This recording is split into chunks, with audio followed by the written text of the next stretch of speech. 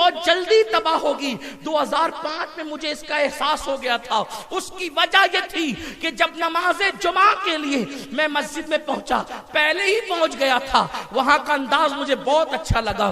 میرے دل کے تار کو، بلکہ عشق کے تار کو گویا کہ ایسا لگا کسی نے چھیڑ دیا ہو۔ اذان سے پہلے وہاں پہنچے، سلطان صلاح الدین ایوبی، نور الدین زنگی کے مزار پہ حاضری دی، اور پھر ارادہ یہ تھا حضرت یحییٰ علیہ السلام کے مزار پہ فاتحہ پڑھی، اور یہ تھا کہ اب اذان ہوگی۔ لیکن جب اذان ہوئی تو پہلے مؤذن نے سورۃ الجمعہ کی تلاوت کی، اس نے پورا سورہ جمعہ پڑھا۔ سورہ جمعہ پڑھنے کے بعد مجھے خیال تھا میں یہاں نماز جماعت کے ساتھ پڑھوں یا نہ پڑھوں، تو اس وقت جب جمعہ کی سورت اس نے پڑھ لی، سورہ جمعہ اس نے پڑھ لیا، اس کے بعد اس نے قصیدہ بردہ شریف کی تلاوت شروع کی، اور وہ بلند آواز سے رب صلی وسلم دائما ابدا علی حبیبک خیر الخلق کلہم، امام بوصیری کے اشعار وہ پڑھنے لگا۔ میرے دل کی کلی کلی کھلنے لگی کہ میں آج بھی اس مسجد میں آیا ہوں، دمشق کی جامع مسجد میں، جہاں بے فضلہ تعالی سنیت موجود ہے، عاشقان مصطفیٰ موجود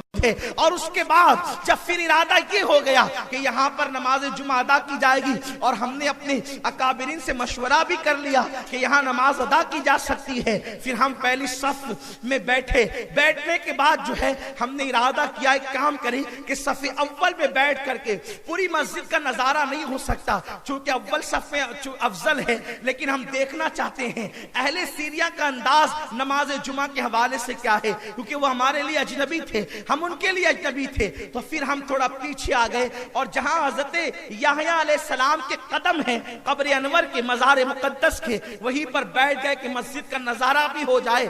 اللہ کی عزت کی قسم، اگر آپ انٹرنیٹ پر وہ منظر دیکھ سکتے ہیں کسی طرح سرچ کر کے، تو آپ دیکھ لیں کہ ہم نے دیکھا جس وقت جمعہ کا خطبہ ہو رہا تھا، وہ خطبہ جمعہ جس کا ادب واجب اور لازم ہے، ہم نے دیکھا کہ نوجوان وہاں کے کھلے سر مسجد میں داخل ہوئے، اور داخل ہونے کے بعد کوئی یوں ہاتھ ٹیک کر کے اس طریقے سے پیروں میں پیر ڈال کر کے قبلے کی طرف بیٹھا ہوا ہے۔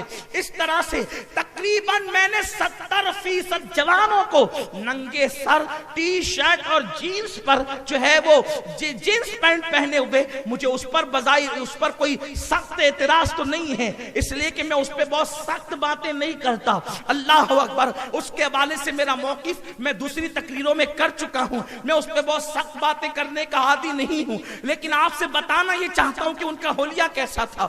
جینس پر، ٹی شرٹ پر وہ موجود تھے، نہ سر ان کا ننگا تھا، اتنی آستینیں تھی، اور خطبہ وہ اس طریقے سے سن رہے تھے، اور سن کیا رہے تھے بلکہ ہاتھ ٹیک کر وہ آپس میں باتیں کر رہے تھے۔ اللہ اکبر، اللہ کے رسول صلی اللہ علیہ وآلہ وسلم نے خطبہ سننا لازم قرار دیا ہے، خطبے کے وقت چپ رہنے کا حکم دیا ہے، اس وقت رحم کا ارشاد ہوا ہے کہ جو خاموشی سے خطبہ سنے گا اللہ اس پر رحم کرے گا۔ آپ بتائیں، چپ رہ کر سننے والوں پر خدا رحم کرتا ہے، لیکن جو سنے ہی نہیں، آپس میں باتیں کریں، پیر لمبے کر کے بیٹھ جائیں، پیر پہ پیر ڈال کر یوں بیٹھے جیسے کسی قہوہ خانے میں گئے بیٹھے ہو، جیسے کسی چائے کی دکان پہ بیٹھے ہو، یا جیسے معاذ اللہ معمولی جگہ پہ بیٹھے ہو۔ مسجد کا ادب کیا ہے؟ اللہ اکبر، ایک مرتبہ حضرت سیدنا داؤد طائی رحمت اللہ تعالی علیہ نے مسجد میں پیر لمبے کر دیے، آواز آئی داؤد، اللہ کے گھر میں بیٹھنے کا یہی ادب ہے، بادشاہوں کے دربار کا یہی ادب ہے۔ اس وقت سے جو پیر سمیٹے تو اس وقت آپ کے پیر پھیلائے گئے۔ جب وصال کے بعد غسل دینے کے لیے آپ کو غسال نے جو ہے تختے پر لٹایا، آپ غور کریں بزرگوں کے ادب کا یہ عالم تھا، آپ کا اندازہ فرمائیں۔ تو ہم نے اس انداز سے دیکھا خطبے پہ ان کے کوئی توجہ نہیں، جبکہ امام کے خلوص والے ایک ایک لفظ سے عشق مصطفیٰ کے چشمے پھوٹ رہے تھے، عشق مصطفیٰ کے سوتے پھوٹ رہے تھے، ہماری آنکھیں اشکبار ہو رہی تھی۔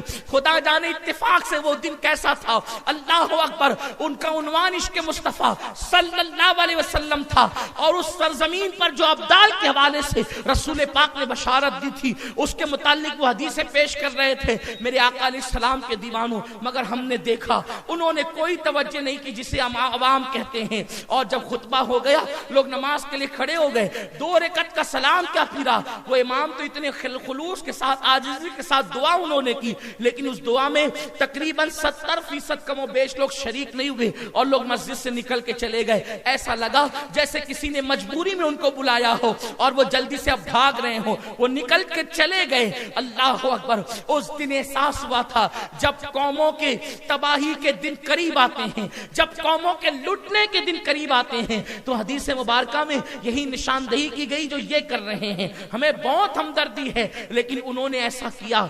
इसी तरीके से आप पहले इराक को देखें, खुदा ने इतनी दौलत दी थी कि घर की बैतुल खला की टोटियां उन्होंने सोने की बनवा रखी थी।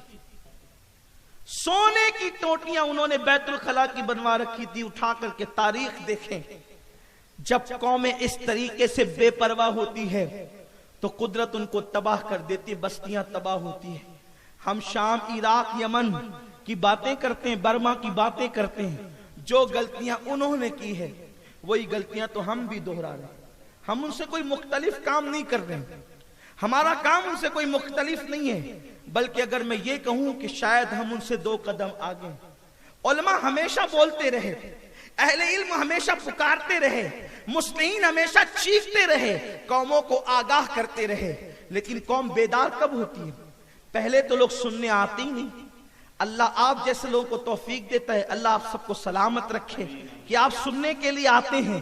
तो अक्सर लोगों का मिजाज ये होता है कि चलो सुन लेंगे, देख लेंगे, मुलाकात कर लेंगे, लेकिन अमल का जज्बा कितने लोगों में है?